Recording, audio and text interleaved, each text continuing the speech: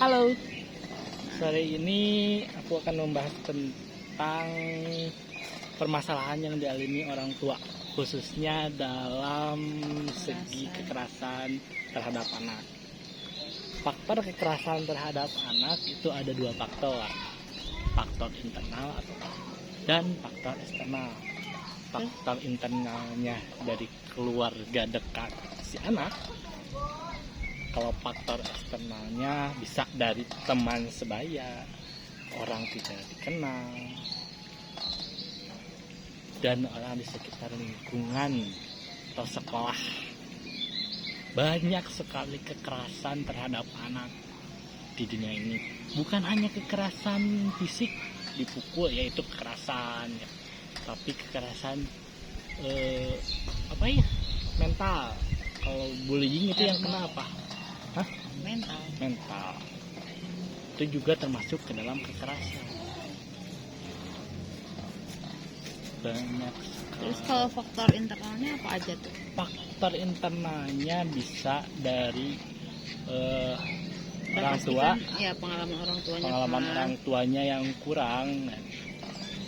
Terus pengetahuan. Apalagi kalau anak pertama, kan orang tua baru punya anak nih, belum punya pengalaman dalam mengasuh anak, sehingga kurangnya pembelajaran dan pengalaman itu menyebabkan terjadinya kekerasan terhadap anak.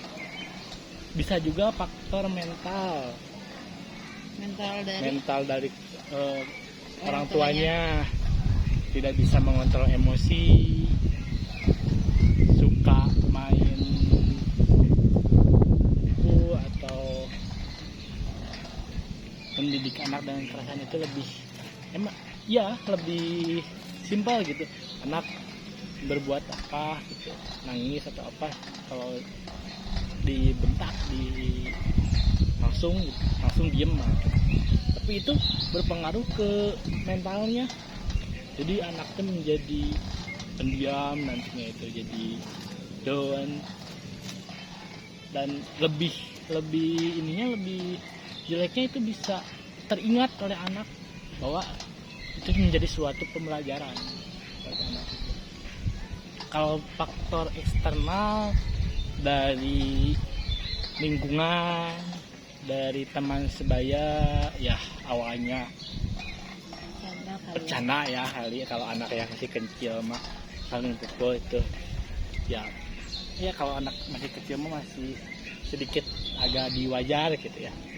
Kalau udah agak dewasa, lebihnya bukan kepada bercanda fisik, tapi kekerasan mental atau kita sering disebut bully. Itu sering terjadi di lingkungan sekolah, lingkungan rumah. Kenapa terjadi bullying ya? Karena mungkin dia pernah jadi korban bully juga, jadi sehingga bully gitu. Balas dendam ya. Dan ya mungkin faktor keluarganya yang dipandang jelek di lingkungannya, sehingga berpengaruh terhadap anak gitu. Banyak sih. Nah, karena kita nggak akan ngebahas tentang detail tentang macam-macam kekerasannya, tapi sekarang kita akan membahas tentang solusi kepada orang tua agar si anak tidak mengalami kekerasan. Emang apa aja solusinya?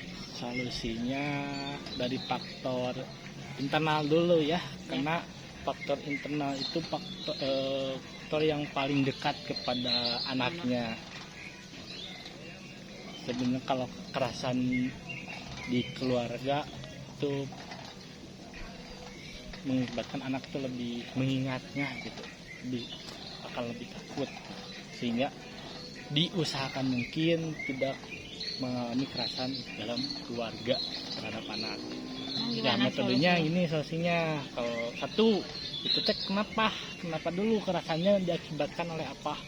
Kalau kekerasannya diakibatkan oleh emosi orang tua, berarti orang tuanya harus konsultasi kepada konsultan ya.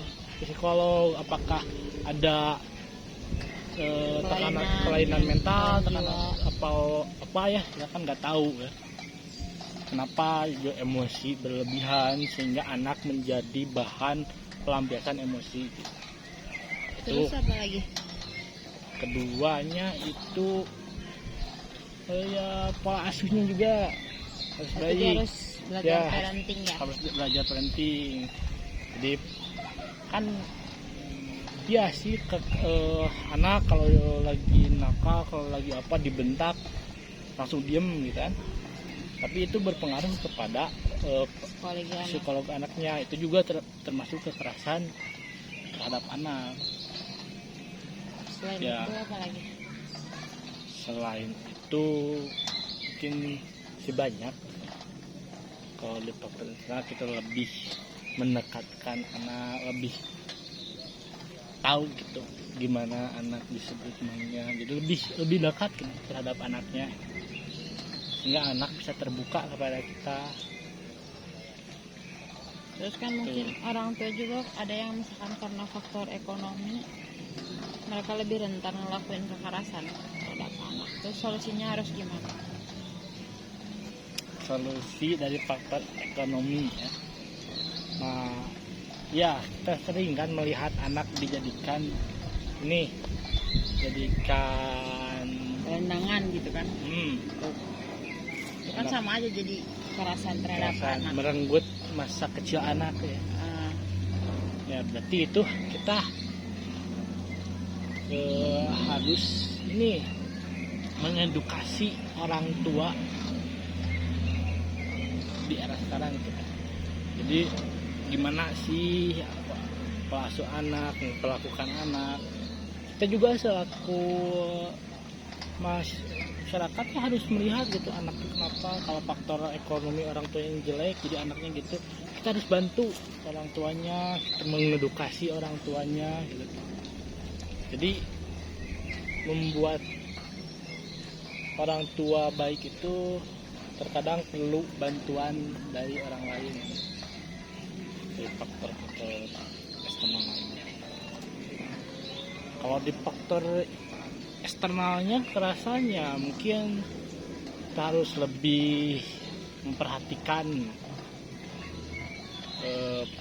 gaya hidup anak gitu ya, anak dekat dengan siapa, harus sering berkomunikasi terhadap anak sehingga anak bisa terbuka kepada kita gitu.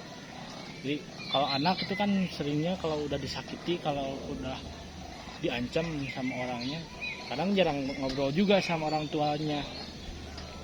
Dia itu takut untuk membicarakan kekerasan yang dihadapinya gitu. Solusinya berarti orang tuanya yang harus lebih peka terhadap anaknya. Misalnya anak yang biasanya riang gembira gitu ya, tiba-tiba dia murung atau apa, ya kita orang tuanya nggak boleh diam aja gitu. Harus tanya kepada anaknya kenapa, harus lebih aktif lah anak-anak. Kalau dia ditanya mungkin dia mau bercerita juga sedikit takut ya, takut yang ngancemnya tahu gitu.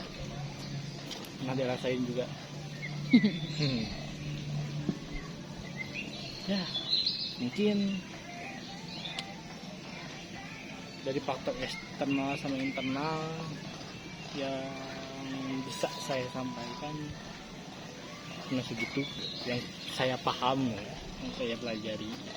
Kalau dari faktor internalnya mungkin dari keluarga, dari orang tuanya, dari emosi orang tuanya, dari pola asuh orang tuanya harus diperbaiki lagi, dan dari edukasi yang harus kita berikan bukan hanya terhadap anak tapi terhadap orang tuanya. Dan kalau faktor eksternalnya mungkin kita lebih peka selaku orang tua terhadap anak. Kita harus sering mengajak ngobrol anak, kenapa, ada apa, lebih dekatlah kepada anak, lebih menjaga dalam lingkungannya. Ya sebenarnya faktor kekerasan dalam anak tuh orang tua yang jadi pemeran utama yang bisa menyelamatkan anak terhadap kekerasan. Karena meskipun sejelek-jeleknya apa lingkungan, kalau orang tuanya bisa lebih tahu soal anaknya, itu bisa membuat anak lebih tenang. Mungkin sekian dari saya akhiri. Bye bye.